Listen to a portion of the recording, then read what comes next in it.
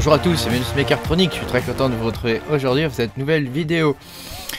Pensez à mettre un petit pouce bleu puis à vous abonner à la chaîne si vous n'êtes pas abonné. Et puis je vous rappelle que vous pouvez me soutenir en cliquant sur le bouton rejoindre là sous la vidéo. Voilà, on va pouvoir commencer. On se retrouve aujourd'hui pour le minage d'un nouveau coin qui s'appelle le Chinet. Hein, celui qui fait un caca propre, n'est-ce pas? Et on va pouvoir commencer. Voilà, je vais vous expliquer grosso modo qu'est-ce que c'est que ce coin, à quoi il sert, etc. Voilà, sachant que pour moi il y a quand même quelques red flags dessus. On va les dérouler ensemble, hein. Et puis voilà, je vais vous montrer comment le miner, comment créer le wallet, etc. de façon safe, hein, parce que c'est important ça maintenant, hein. Vu le lab, bon, vous allez voir, il y a des petites similitudes quand même, hein. Donc voilà, alors c'est un coin que j'ai trouvé il y a quelques semaines déjà en fait. Le seul truc c'est que eh ben, je ne l'ai pas miné simplement parce que pour moi il y avait trop de red flags et en plus je me suis fait éconduire sur le Discord par des gens probablement malhonnêtes qui ne souhaitaient pas qu'on vienne miner le coin et qui m'ont raconté toutes sortes de conneries. Donc comme quoi il faut vraiment faire confiance à personne. Voilà, on m'avait dit que le dev était parti, que blabla, enfin toute une histoire. Au final, le dev n'est pas parti, le coin a bien été listé et donc on va le miner en retard, hein, pour ceux qui commencent à le miner comme moi, hein, sachant qu'on aurait pu le miner bien avant. Alors, donc pour moi, c'est un coin qui fonctionne sur le ProgPoZ. Donc c'est un dérivé de l'algorithme du minage du RVN, hein, le capot, hein, fonctionne à peu près de la même façon, hein. Alors ça consomme, hein, donc hein, évidemment, hein, donc moi ce que je vous conseille c'est si vous avez des cartes AMD, c'est de le miner sur des cartes AMD et pas sur des Nvidia, hein, parce que les Nvidia elles consomment beaucoup sur ce coin là. Par contre les AMD sont plutôt pas mal. Pour le coup, au niveau de la structure du coin en lui-même, hein, c'est un coin qui est en Proof of Stake et en Proof of Work, hein, il fait les deux, avec une possibilité de stacker ses coins sur le node. Donc ça c'est quand même relativement intéressant. Voilà, là on a déroulé toutes les belles choses. Voilà, c'est un coin qui a pour vocation de faire la même chose que devait faire le labyrinthe. Hein, c'est-à-dire, ne me regardez pas comme ça, hein, c'est-à-dire, voilà, permettre de faire de l'escroc, hein, cette fois j'espère que ce ne sont pas des escrocs. Voilà, donc le nombre de coins est non capé. Alors ça pour moi c'est un gros red flag, hein, au niveau de la tokenomics, c'est vraiment un red flag qui est rédhibitoire. Par contre, voilà, le block reward est très petit. Il est de 10 CHN, hein, 10 ginettes.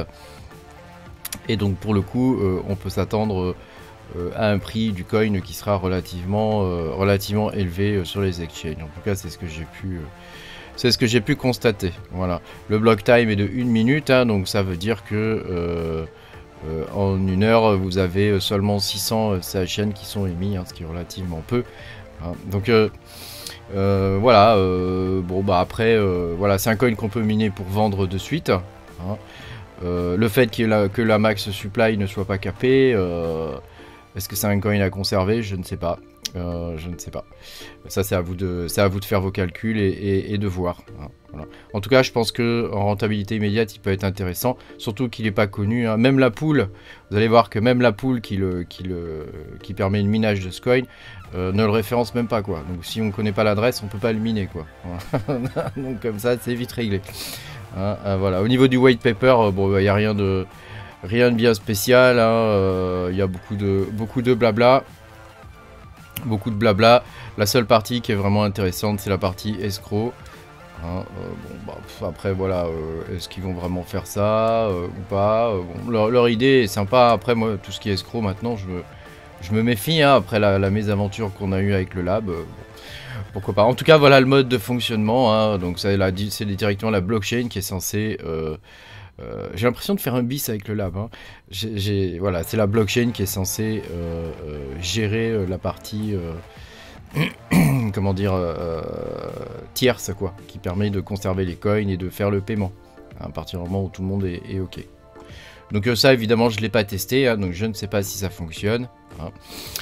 Mais voilà, c'est ce qu'ils proposent, quoi. Alors comment on mine ce bazar? Alors, pour miner ça, il vous faut déjà le wallet. Hein, c'est la première chose. Donc, je vous mettrai tous les liens, évidemment, dans la description de la vidéo. Hein. Alors, le wallet GUI, c'est-à-dire avec l'interface graphique, chez moi, ne fonctionne pas, malgré l'installation des trucs, là. Tu vois, là, quand il est ici, hein, c'est le GUI, là. Donc, quand vous essayez de l'installer, il va vous dire qu'il vous manque des fichiers DLL. Donc, vous êtes censé les avoir avec ça, là.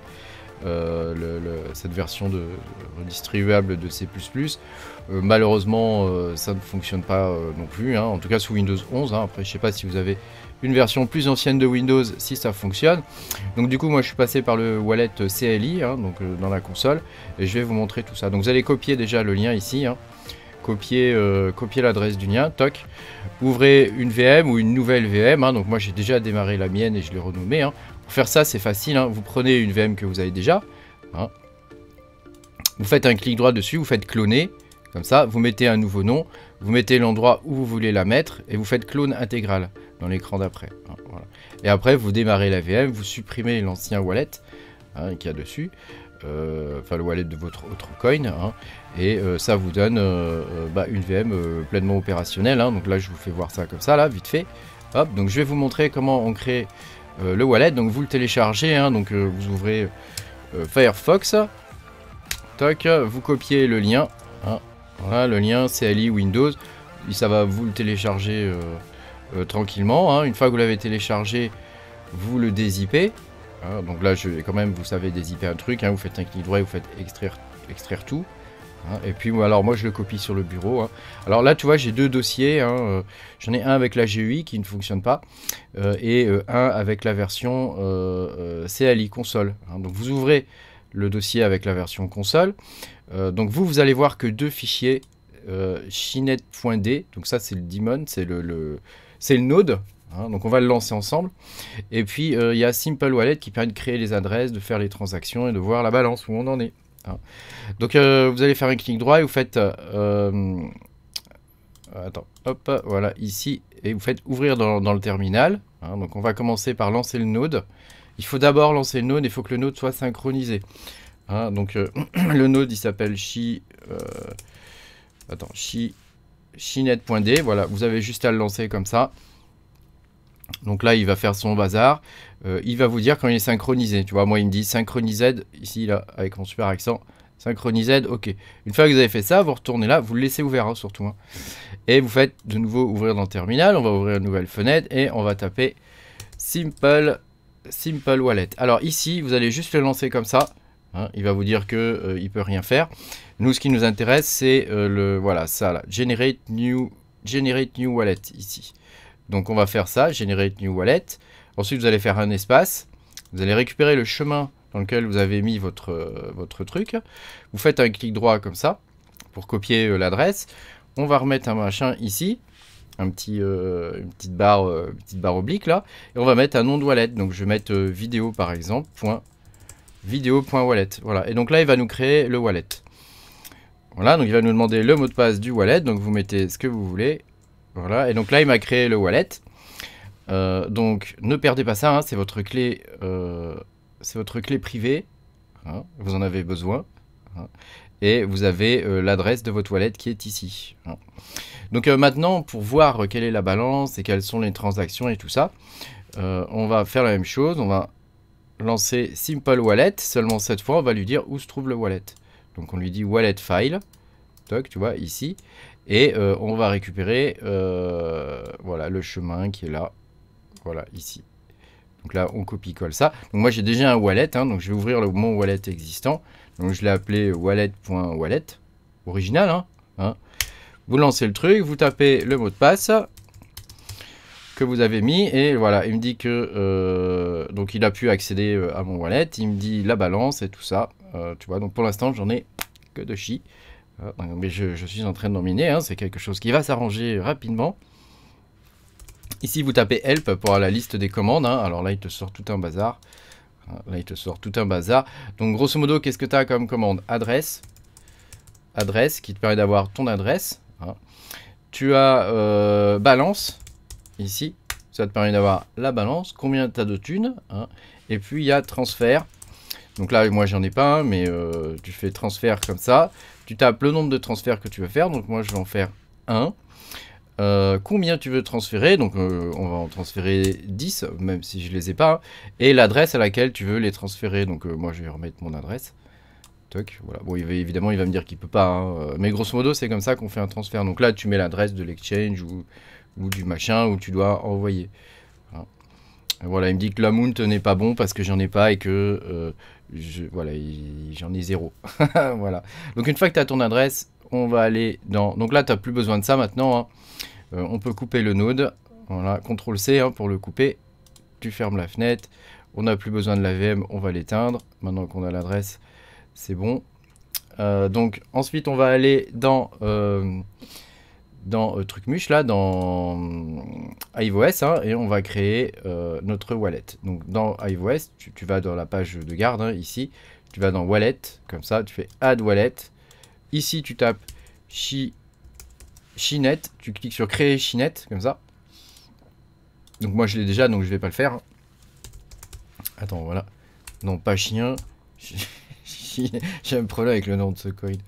Chinet, voilà. Ici tu mets ton adresse, hein, donc c'est l'adresse que tu as dû copier précédemment, donc moi je l'ai plus. Voilà, ici tu mets un nom sympathique, hein, genre wallet, local, par exemple, simple wallet. Sachant que normalement ton fichier wallet, quand la GUI marchera, si un jour elle fonctionne, tu pourras utiliser ce fichier wallet directement, l'importer directement dans la GUI. Voilà. Une fois que tu as fait ça, tu dois avoir ton nouveau wallet. Donc le mien, il est là, tu vois. Il est ici, avec mon adresse, comme ça. Voilà.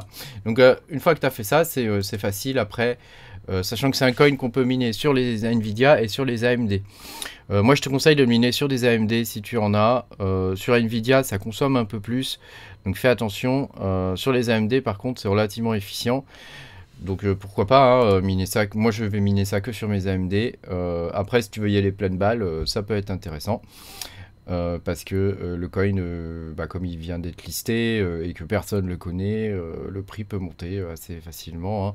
Il peut y avoir un effet de pump and dump au départ, hein, tu sais, c'est bien connu, hein. Donc nous on profite du pump et on se casse au dump, hein. Voilà. Donc là je suis en train de le miner, hein. Donc sur des 6700 tu obtiendras environ 15 MHS, hein. Donc la flight sheet elle est pas très compliquée, je vais l'éditer celle-ci. Donc toi tu vas dans ton rig, tu fais dupliquer, hein, pour en créer une nouvelle, et voilà, moi je vais juste te montrer la mienne, comment elle fonctionne. Donc tu choisis le coin ici, Chinet. Ici tu choisis Local Simple Wallet, hein, donc celui que j'ai créé tout à l'heure. La pool tu en mets pas, et en miner, alors moi j'utilise SRB Miner Multi. Est-ce que tu peux utiliser tout ça comme truc, hein. Donc il y a SRB Miner et il y a Wild Rig, hein, que tu peux utiliser. Moi je préfère SRB.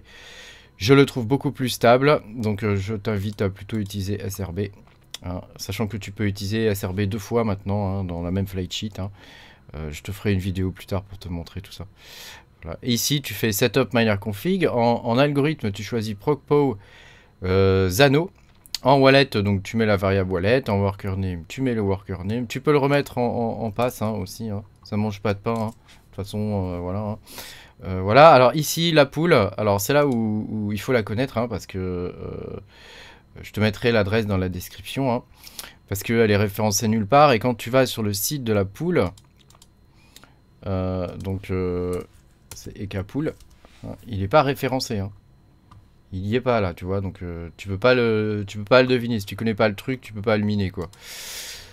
Donc c'est ekapool/cn ici, donc tu vas sur le site ekapool/cn, hein, voilà, et ça te donnera dans la section Getting Started les adresses. Donc toi tu choisis Europe ici, tu mets ton adresse de wallet, ton worker name, voilà, tu fais Generate machin, et ici il te donne là le lien pour pouvoir te connecter à la pool. Voilà, une fois que tu as fait ça, il te faut régler les OC. Donc les OC, c'est très facile. C'est la même chose que du capot, hein. Donc moi, j'ai des OC qui sont relativement efficientes, hein. Voilà, donc pour les 6700, j'ai 1340 encore, hein. Voilà, tu vois, j'ai ça, ces paramètres-là, là, VD, VDD, VDDCI, MVDD, je peux te montrer en gros, hein, MVDD, donc la mémoire, la memory clock. Il faut que tu vois que c'est un coin où il faut un peu de core et il faut surtout de la mémoire. Hein, voilà. Et le voltage sur la mémoire, voilà. Avec les SOC frequency, hein, en tout cas pour ma carte, hein, parce que c'est beaucoup plus efficient avec le SOC frequency. Hein, d'ailleurs, tu vois là, je crois qu'ils sont pas paramétrés ici. Il faudrait que je le fasse sur ces deux cartes-là. Parce que tu vois là, j'ai pas les bons paramètres et elles consomment pas mal. Hein, comparé à mes 6700, donc je vais les paramétrer correctement. Hein, voilà. Grosso modo, tu peux mettre les mêmes paramètres pour toutes tes cartes AMD. Hein, de ce que j'ai vu, moi, les cartes AMD, c'est tout le temps les mêmes trucs en vrai. Hein. Tu mets les mêmes paramètres pour toutes les cartes, ça marche pareil. Hein. Voilà. Donc, ma foi, c'est tout. Hein. Dis-moi ce que tu penses de ce coin. C'est probablement pas un coin d'avenir, mais c'est un coin sur lequel on peut peut-être gagner des sous. Hein. Je voulais quand même te montrer au niveau de la courbe ce que ça donne. Hein. Donc, il est listé sur notre ami Xegex, voilà, qui je pense va prendre la place, bon gré mal gré, de Xbitron, hein, puisque Xbitron, ils ont toujours pas rouvert les échanges, hein, donc c'est toujours fermé, hein, malheureusement. Donc là, comme tu peux le voir sur Xegex, ça... Alors, je sais pas comment ça se prononce, ce truc-là. Fais voir. Ils le disent hein, sur la page d'accueil. Hein. PS, ça se prononce Xegex. Voilà, les esprits mal placés. Hein. Donc, voilà, tu vois, le trade...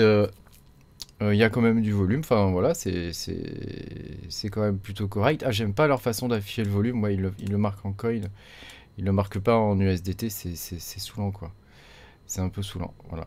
Donc, je pense que ça peut être intéressant en vente immédiate ou à conserver si tu crois dans le projet, hein, pourquoi pas. Moi, personnellement, pour l'instant, je suis moyen chaud, mais par contre, vu qu'il n'est pas très connu, il y a moyen de se faire un billet dessus quand même, quoi. Hein. Donc avec du pot, le prix va continuer de monter encore un peu et on va profiter du pump and dump du départ. Voilà. Merci beaucoup d'avoir regardé cette vidéo. A bientôt pour de nouvelles aventures. Salut!